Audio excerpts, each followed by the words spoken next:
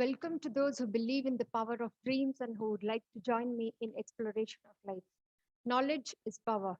Hello everyone, I'm Rabia, pursuing Bachelor of Business Administration in Sri Bhagavan Mahavir Jain First Grade College, one of the best leading and top college in Kolar district, India.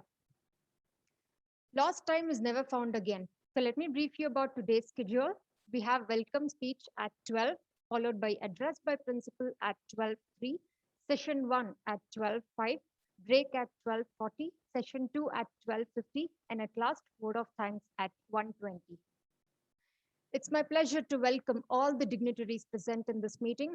First of all, a trustee has a responsibility to guard the assets of others with a higher degree of care than he does to his own.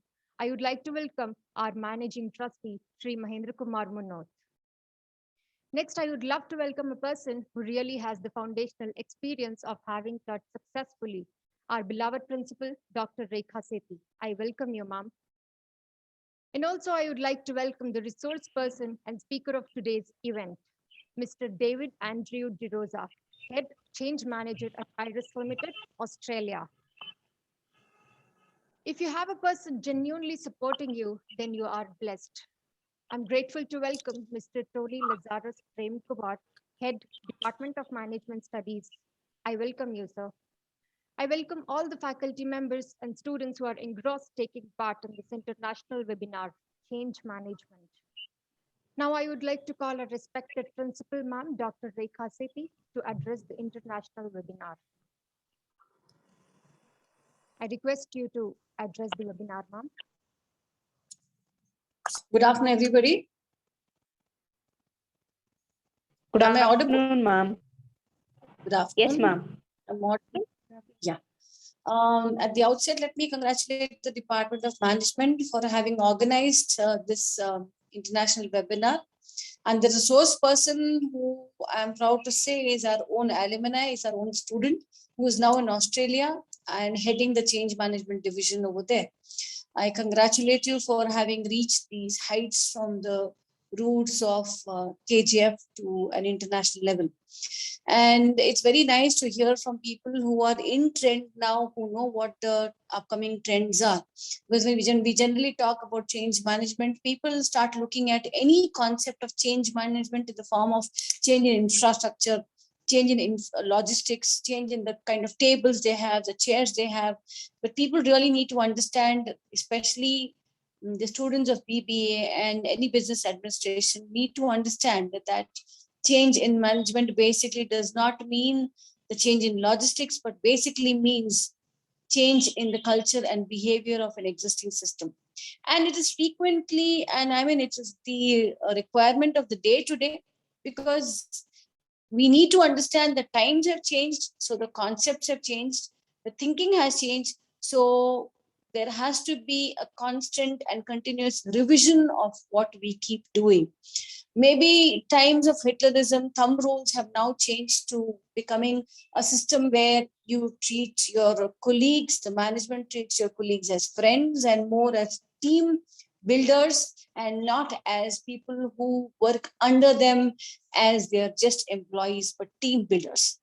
First of all, whenever a management changes, I guess the management needs to identify, or whenever there is a change in the system, you need to really identify what the problem is. Instead of giving new solutions to existing problem, it's very apt if we understand what the problem is, give it the right kind of change at the right time, communicate the change to people, and do not impose changes without giving resources. I think it's very important that we give the right kind of resources. For example, you take the pandemic, for example, now, for which we were all not prepared. If we were not aware of what ICT-based teaching was, maybe for us to talk on Zoom platforms, to talk on Google Meet, to talk on Microsoft Teams would not have been possible. If we had not facilitated it, we would not have expected the change. So it's very important that we support the changes. We even provide resources for changes. And most importantly, we are very well planned for the changes. So to give you a detailed account on change management and what is happening in the industry today, I guess you have an expert in the form of Mr. David Andrews. We're very fortunate to have him with us here. So I'll thank the Department of Management, Mr. Tony, Mr. Prakash, Ms. Suma, Ms. Preeti, and Ms. Sophia for having arranged this very good session. I hope the students make complete benefit of this international webinar, and where a youngster like David Andrews, who's in the field, who's heading the change management division in Australia, will be able to give you a detailed insight into what the actual system is and how it requires to be done. Thank you, Mr. Tony, and the entire team and the MC for this wonderful start. I wish the webinar great success, and maybe it should be able to create the impact what it is supposed to create in the minds of people. Thank you.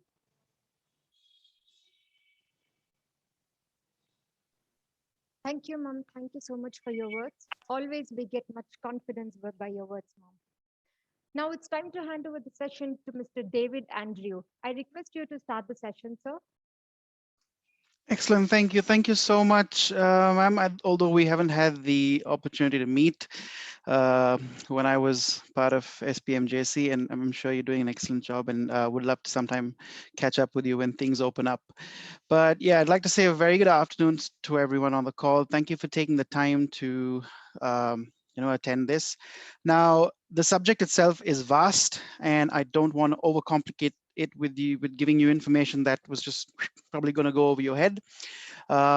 This session, although it is an educational session, I would like to keep it semi-informal, as that's the only way we learn. You learn better when you're with friends rather than a more formal setting. So what I'm going to do is I'm going to share my screen. So the MC, if you can give me access to share my screen.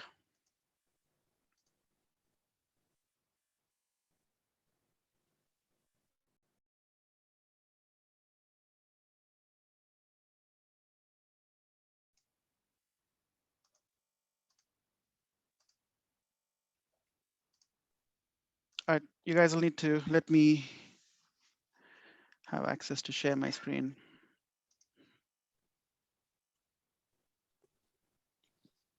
Yes, sir. Excellent. All right, so let me know if you can see a blank screen. Can you? Yes, Brilliant. sir. Yes, sir.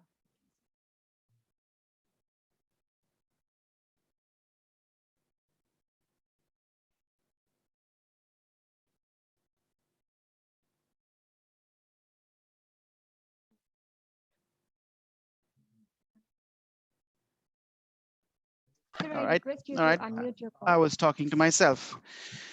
Okay, so let's begin with what we're here for. All right, change management. I'm sure you've heard about this a lot, but not sure if you have. All right, you guys will have to put yourself on mute, else I will be distracted. Chuck yourself on mute, and we can get through this as quickly as possible. I understand we have quite a few people online, but if okay, I can still hear a lot of background noise. I'm so sorry, sir. I request That's right. everyone to mute yourself, please. Excellent. All right, so what we're trying to do today is I'm going to give you a very brief, basically touch on the subject of change management to give you an understanding of what it is.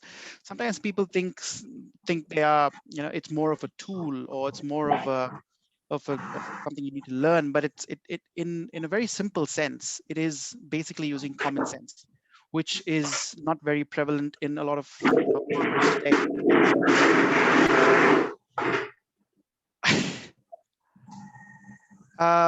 Varshita Amar, could you please put yourself on mute?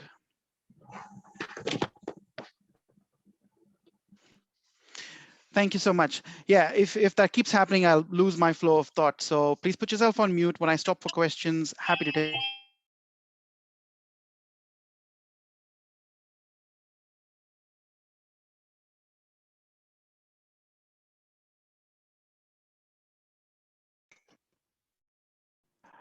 There you go. Sorry, all right. That's all right. That's all right. Teething issues, all fine. Yeah. So what are we going to look at today? Right. We're looking at 1, what is change management? 2, what is change in the brain? 3, the Kubler-Ross change curve. If you guys have heard of it, fabulous. If you haven't, then we learn about it today. And finally, the 4 principles of change. This is just a start. Now, of course, I'd like to do some more, and in due course of time, we will do a lot of sessions to take you through what this is, but there's no way I can tell you in 1 hour what change management is, and you guys can pick it up and say, hey, okay, I know what this is. I'm still learning. I've been in the field for about 8.5 years, and I still learn every day. So we look at these 4 aspects today, and what we will do is after every topic, I'm going to stop for questions. I will take 5 questions, very quick questions where we can answer quickly, and then move to the next session. All right. First off, what is change management?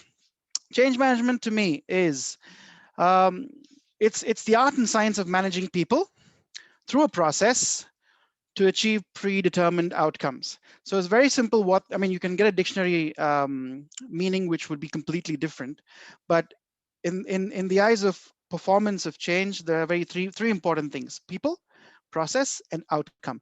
And they are in that exact order. People always come first in anything you do. Anything that you do in an organization has to involve people being the first. If in education, people need to be the first. In your relationships, people need to be the first. Everything that you do, people have to come first, because there is no way you can change yourself and expect the world to change with you, right? So you need to work with people that you are around. So first off, with change management is managing people through a process which has multiple tools. Now there's many sciences behind it. There's an ADKAR method, there's APMG, there's a PCI, which is a people-centric implementation. Now all of these are like your PMP. Like, you have your PMP for project management. This is what you have for change management, but that's going really deep into the tools and how you actually formulate a business impact, gap analysis. All of that comes later. But first things people, second is a process, which means it's a journey. It's not short. It always is a journey. And finally, you look at achieving predetermined outcomes. So your outcome will determine what you do right in your process or what you do wrong in your process. So basically, you structure your process based on the outcome. All right. So to put it in one line, change management is the art and science of managing people through a process to achieve predetermined outcomes. Why am I calling it an art? Because it involves a lot of creativity. Why am I calling it a science? Because it involves a lot of brain work. It involves a lot of psychology that goes behind it. All right. So we'll go down and we'll understand what that is. So in the next topic, which I'm bringing about the change in the brain, that will make you understand why I'm saying it's more of a psychological process. All right. So why is it important? If you look at then and now, we are living in a constantly evolving world. So if you look at probably say 25 years, your parents, when your parents were looking for work, or most of your dads and mums, if they were working, would probably be in the same job from day one to day, well, till the day they retire, right? You have a job for life. No one actually saw that or thought that global warming is going to affect them. And they always thought our resources are sustainable. I remember using, you'd use water willy-nilly and not look at saving water, not look at planting trees. So we thought our resources are sustainable. But what do we learn? We learn now that, if you look at the same points now, by the time someone reaches their 40th birthday, they've already gone through 10 to 14 jobs. Myself, I've gone through about 7 jobs already. So, people like change. People like to progress. They don't enjoy being comfortable, because growth doesn't happen when you're stagnant, right? And yeah, going back to the global warming, we all know it is a very real and a very important fact that, yeah, the Arctic Ocean could be ice-free in summer by 2050. And finally, oil will run out. We know we have electric cars coming, etc. So we are in a constantly evolving world. And if you don't adjust, you will not thrive. You may survive, but you will not thrive. So that's just a basic. Now let's look at the corporate side. Why do companies have change managers? Why do companies hire people like me to work with them? I mean, they're not doing it for the Arctic Ocean. They're not doing it for oil running out in the next 20 years. What they're doing it for, now there's the major 3 things. There's many things you change for, but if I'd like to group it, there are 3 things that we'll group it as. One is culture, 2 is a technical change, and 3 is a growth change, right? So I'll go through each of these now. First off, the culture. Now, change happens when people change, right? So if you have a merger or an acquisition, so anything that where the modifying of the internal community of to focus on goals structured by behavior. So anything that's changing within the community, like example, I'll give you a quick example. If tomorrow um, your lecturer, Mr. Tony, stops taking a certain class and someone else comes to start taking that class, that's a change of culture, because you know how your lecturer was before and you know how to react to him, you know how friendly you are with him. But if someone completely different comes in, you can't say no, because that's your new lecturer. You can't say, hey, I want Tony back. That's not going to work. But what will work is if you align yourself to the culture of the new person. But is that going to be easy? Definitely not. So what happens in the corporate culture? You have mergers, you have acquisitions, you have changes of CEOs. Like a new CEO would come in, and the way they manage the company could be completely different. So that's one major change. And entering new markets. Now, if a company works in India and they are moving to, say, the US, they can't have the same culture of work that they have in the US. They need to adapt to the culture in wherever they're going to, the specific country, right? The second one is technical, which is pretty simple, right? Where a company decides to be process driven, or if a company says, I need a software upgrade or a complete change, a system upgrade where probably you're moving from a Google suite to Microsoft or vice versa. So that's one major software change. Or the company decides to adopt SAP as their accounting system or their HR system. So any change that's being brought in, it could either be new or it could either be a swap, a change of a new tool. So that's the technical side of change. Finally is the growth. Now, this is a pretty interesting phase, because a lot of companies start off as what they call startups. You have startups, then you have family run businesses, and as that business grows, you see that their growth trajectory changes. You can't keep thinking as a small firm. You can't keep thinking as a family run business. You need to, if you want to grow, if you're growing, then you need to think as a big organization. You have to put processes in place. You have to then go back and look at your technical side. Are you okay technically to look at the change? Are you okay technically to advance in your field to grow? And then you look at the culture, you align your culture. So all of these are interrelated, or they could even just be one option that's happening. Another big part of this growth change is your outsourcing, where you have multicultural workforce. You can't, there's no one size fits all. We know that. There's no way we can do one thing and everyone's happy with it.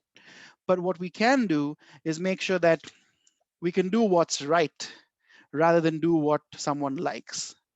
Do what's right and align your people to that, right? Because most of the times, a lot of people say focus on your goal. But yes, focusing on your goal is important, but you also need to focus on what you do every day to get that goal, right? Just focusing on the goal is not going to help you at all. So these are the major reasons for change: your culture, technical, and growth. Now, if you want to do a lot of reading, you can do a lot of reading on mergers and acquisitions to understand how that happens. There's even divestitures you can read about. Now, a divestiture is the opposite of an acquisition. An acquisition is company A buying company B. A divestiture is company A splitting into another company, right? They're breaking up into one, two, or to take you through an example, HP, the computer company, in 2015 started a divestiture, which they split into HP and HPE.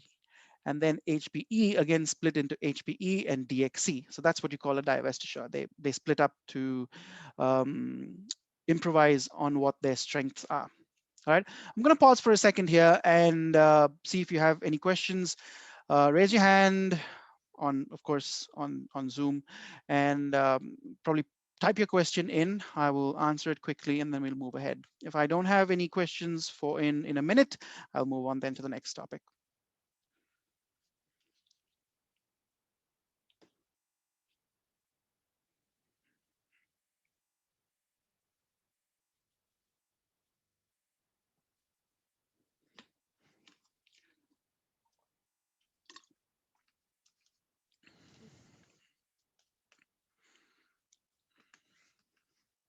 If you Any have any questions, questions, MC? guys, you can put it in chat box.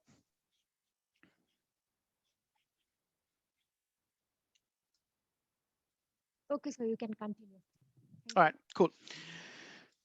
Okay, we'll jump to the next, which is, hold on, my computer screen's acting funny. All right, we look at change in the brain.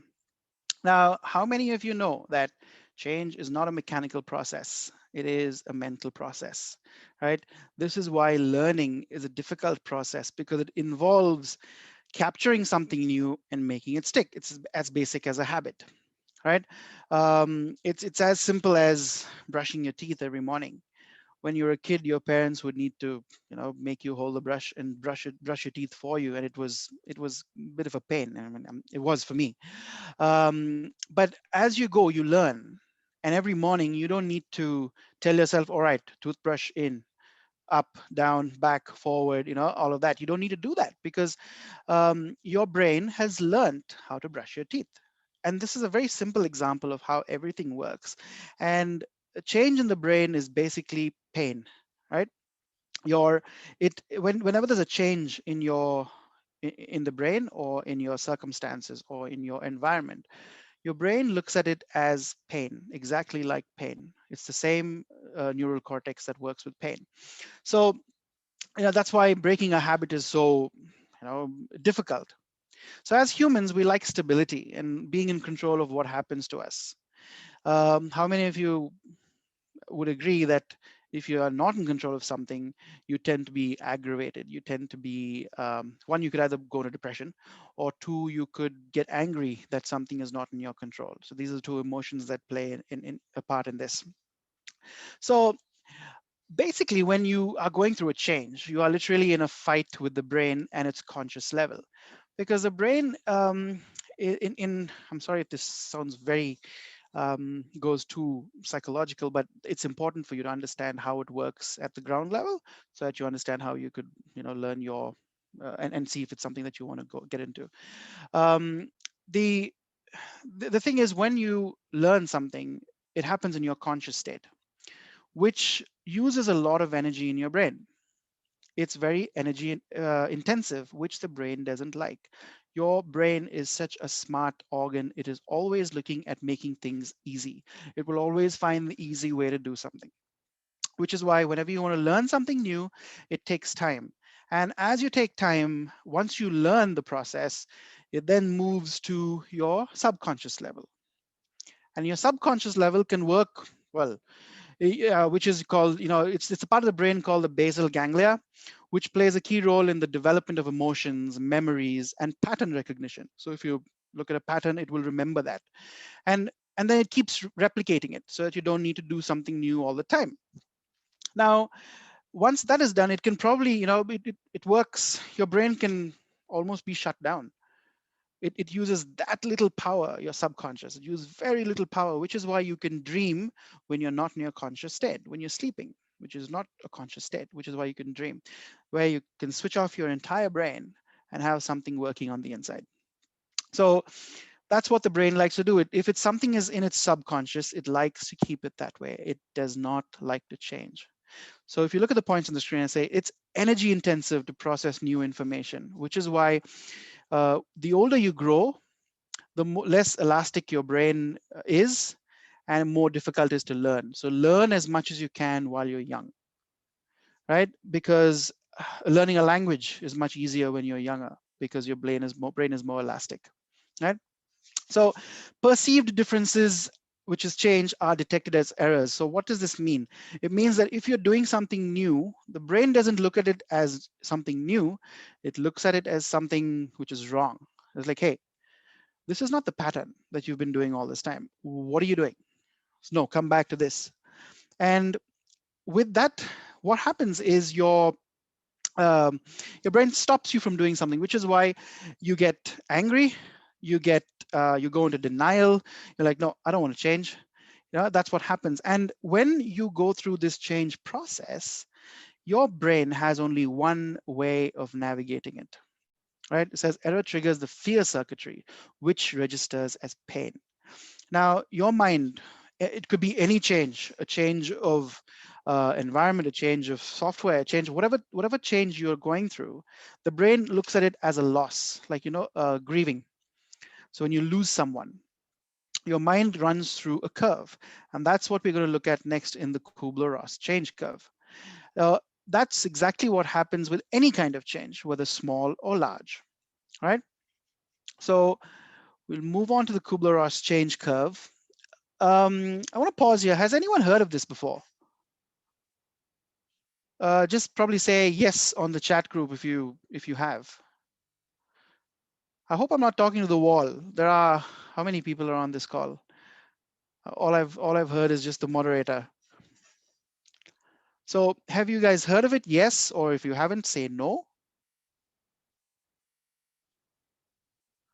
Wow, that's silent.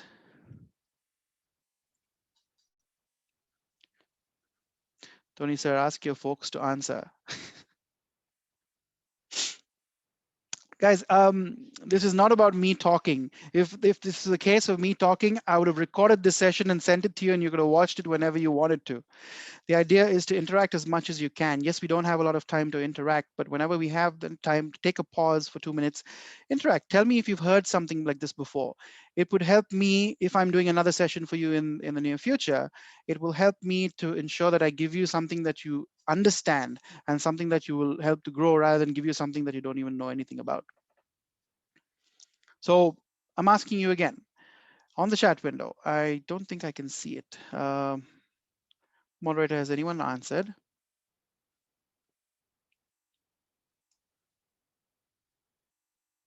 No, I guess. All right, I will go. I'll go ahead, I guess. All right, the Kubler-Ross change curve. Very simple. What happens now? You could relate this to anything in your life. It could be a loss of a loved one. It could be a loss of money. It could be a loss or a change in anything. Or you've got a new job, though initially it may be good news. The day you walk into your job and start is very daunting.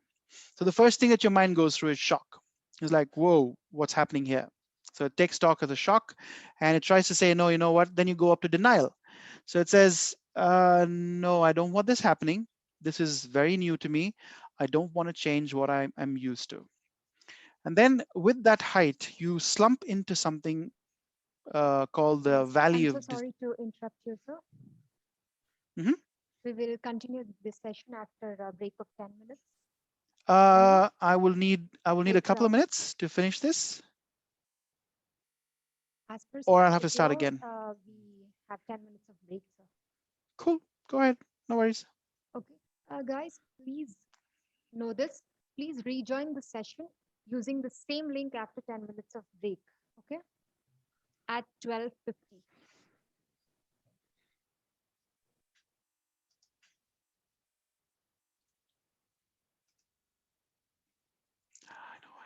I know.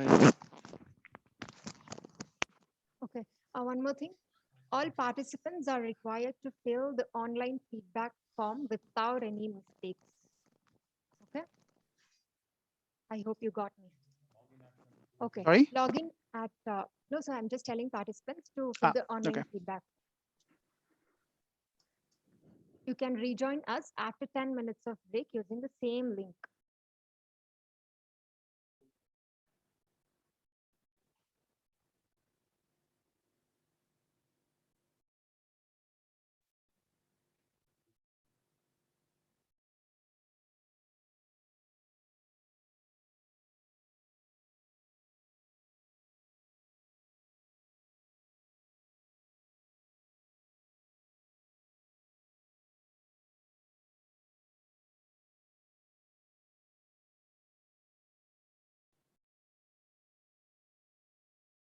Excuse me, sir.